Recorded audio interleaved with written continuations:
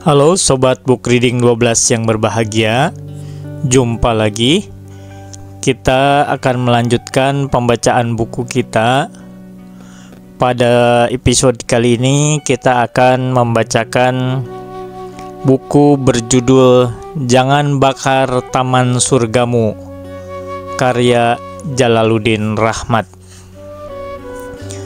Pada episode kali ini kita akan membacakan sebuah bagian yang berjudul Wara, rukun takwa pertama dan paling utama. Bismillahirrahmanirrahim.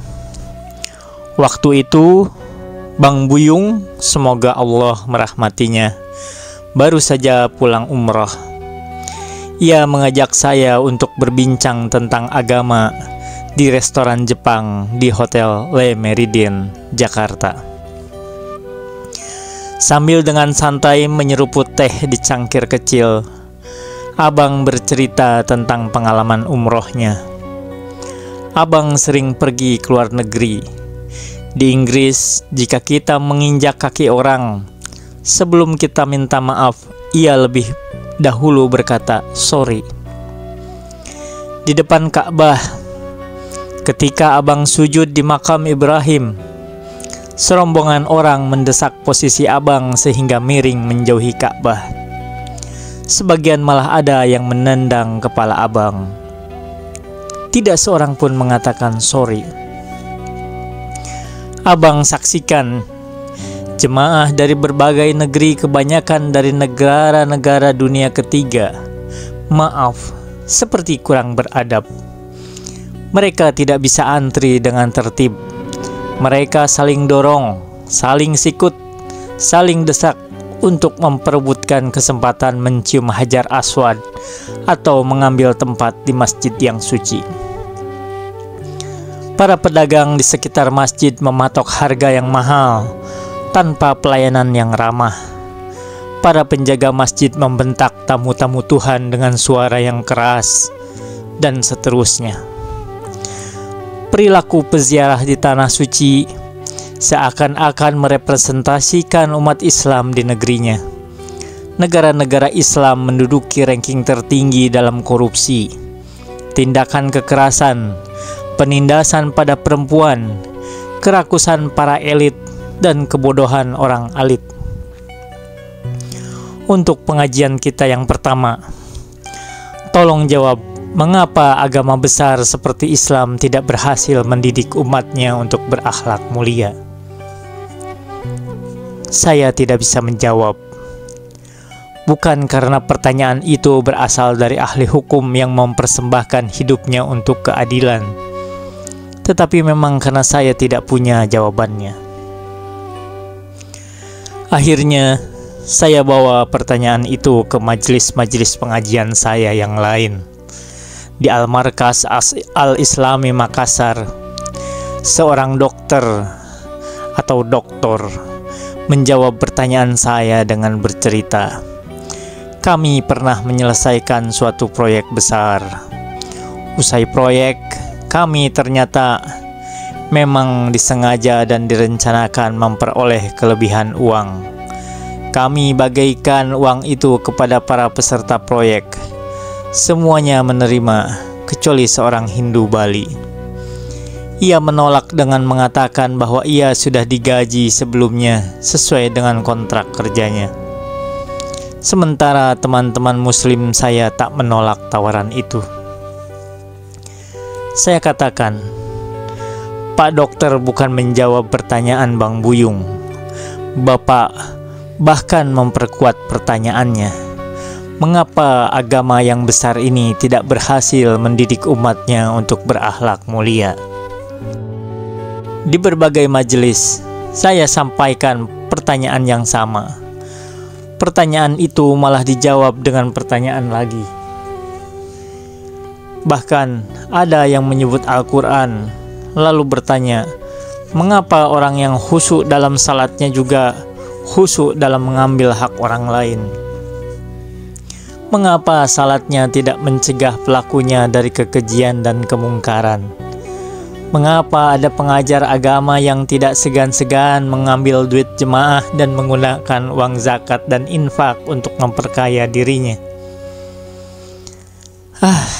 Anda bisa menambahkan contoh-contoh lainnya dalam kehidupan Anda.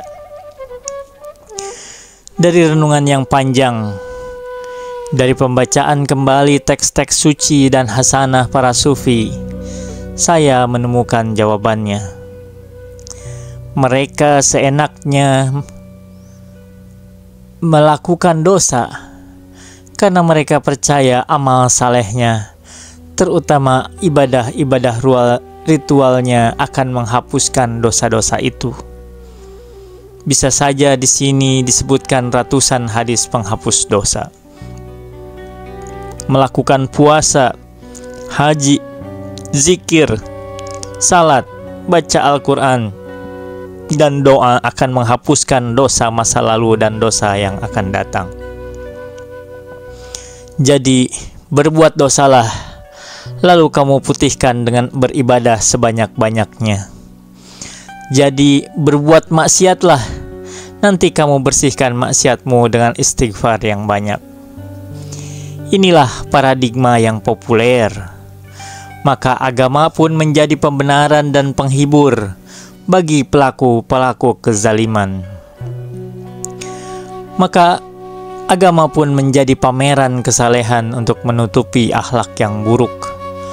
Dalam paradigma ini, fokus keberagamaan adalah melakukan ibadah dan amal saleh.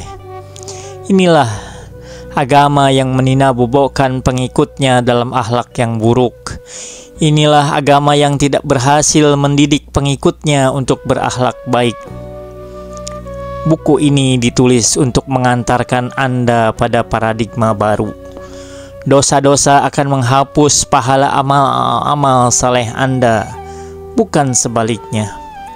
Menyakiti orang akan menghilangkan pahala puasa, zikir, haji, baca Al-Quran dan doa, bukan sebaliknya. Makan yang haram akan menghilangkan dampak positif salat, bukan sebaliknya. Dalam paradigma ini, fokus keberagamaan adalah menghindari dosa. Inilah agama yang akan mendidik pengikutnya untuk berakhlak baik. Menghindari dosa dan melakukan ibadah, dua-duanya adalah komponen takwa. Ada dua rukun takwa. Pertama, menjauhi apa yang dibenci atau dimurkai Tuhan. Dengan kata lain, menjauhi keburukan. Kedua, melakukan apa yang dicintai dan diridai Tuhan, yakni melakukan kebaikan. Selama ini, untuk bertakwa kita fokus pada berbuat kebaikan, melakukan salat, mengeluarkan zakat, menjalankan puasa, mengerjakan ibadah haji dan umrah, ditambah dengan berzikir, salat malam, baca Al-Quran, bayar infak, hadir di pengajian dan sejenisnya. Semuanya itu rukun kedua takwa. Mana yang lebih baik? Mana yang harus didahulukan? Rukun yang pertama, menjauhi keburukan. Imam Ali berkata, menjauhi keburukan harus didahulukan dari melakukan kebaikan. Dalam hadis lain disebutkan, bersungguh-sungguhlah dan rajin-rajinlah beramal. Jika tidak sanggup beramal baik, janganlah berbuat maksiat.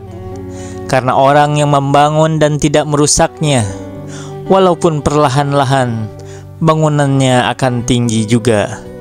Tetapi orang-orang yang membangun sambil merusak bangunannya, ia tidak akan menjadi tinggi. Dengan contoh yang sangat menyentuh, Nabi Shallallahu Alaihi Wasallam bersabda, ibadah sambil makan yang haram seperti mendirikan bangunan di atas pasir atau air. Atau hadis lain dari Imam Ja'far As-Shadiq, akhlak yang buruk merusak amal seperti cuka merusak madu. Pada suatu hari, Nabi Musa melewati orang yang sedang menangis. merintih memohon ampunan. Ketika Musa kembali ke tempat yang sama, ia masih menemukan orang itu sedang menangis. "Tuhanku, hamba-Mu menangis karena takut kepadamu," kata kalimullah. Tuhan menjawab langsung, "Wahai Musa, seandainya otaknya mengalir bersama linangan air matanya sekalipun, aku tidak akan mengampuninya, karena ia sangat cinta dunia." Bukankah kecintaan kepada dunia bertahta dalam hatimu? Apakah engkau putus asa dari kasih sayang Tuhan? Maukah kamu mengaku terus terang bahwa selama hidup ini kamu digerakkan oleh kecintaan kepada dunia? Jadi, kalau kamu menangis bertobat dengan air mata bercampur darah sekalipun, Tuhan tidak akan memaafkan kamu. Ini paradigma buku ini. Jika hatimu menjerit karena hadis di atas, bacalah hadis qudsi yang lain. Tuhan berkata kepada Musa, "Hai Musa, tahukah kamu bahwa ada seorang hambaku yang dosa-dosa dan kesalahannya mengisi seluruh sudut langit? Tapi aku ampuni dia. Aku tidak peduli dengan dosa-dosanya. Ya Rabb, kaifala tubali? Tuhanku, kenapa engkau tidak peduli? Karena satu perkara mulia yang ada pada diri orang itu yang aku cintai, karena kecintaannya kepada mukmin yang miskin. Ia bergaul dengan mereka, menyamakan dirinya dengan mereka, tidak menyombongkan dirinya di atas mereka. Dan ketika ia berbuat begitu, aku ampuni dosa-dosanya. Aku tidak peduli." Setelah dengan susah payah kamu jatuh lagi pada dosa, berbuat baiklah. Tidak dengan amal-amal yang hanya menguntungkan dirimu, tapi dengan amal yang menyebarkan kasih sayang kepada sesamamu, rahmatan lil alamin. Ini paradigma buku ini. Menjauhi keburukan dalam tasawuf disebut wara. Menurut Kamus Bahasa Arab seperti Mu'jam al-Ma'ani al-Jami', wara berarti menjauhkan diri dari dosa dan mengendalikan diri untuk tidak melakukan yang samar-samar syubhat, serta tidak berbuat maksiat dalam menjalankan ketakwaan. KBBI menjelaskan wara dengan penjelasan yang keliru dan memberi contoh dengan kalimat yang benar. Wara, patuh dan taat kepada Allah. Kita harus wara, berpantang segala larangan.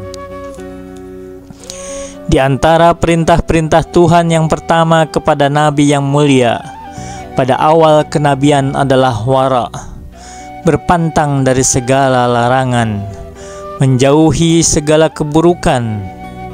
Itu rukun takwa yang pertama. Segera setelah membesarkan asma Tuhan, Nabi diperintahkan untuk membersihkan pakaianmu dan dari perbuatan buruk menjauhlah. Quran Surat Al-Mudaththir ayat 4-5. Ibnu Qayyim al-Jauziyah memasukkan wara dalam salah satu stasiun awal dalam perjalanan menuju Allah. Menurut Ibnu Qayyim, dalam ungkapan Arab, pakaian menunjukkan jiwa atau hati. Untuk orang yang setia dan tulus, orang Arab berkata pakaian dia bersih. Untuk orang yang berbuat dosa dan berkhianat, pakaian dia kotor. Dalam tafsir mimpi, pakaian berarti hati. Jika Anda bermimpi memakai pakaian kotor, hati Anda sedang keruh, kelam, penuh dengan noktah-noktah dosa. Jika pakaian Anda sobek-sobek, hati Anda sedang carut-marut. Jika Anda sedang bermimpi mencuci pakaian, bersyukurlah Anda sedang menjalani proses penyucian diri. Sebagaimana pakaian dibersihkan dengan air, maka hati dibersihkan dengan wara. Sekarang, cucilah jiwamu dan hatimu dengan wara. Kedekatan dengan Tuhan hanya dicapai dengan proses penyucian diri. La yamassuhu illa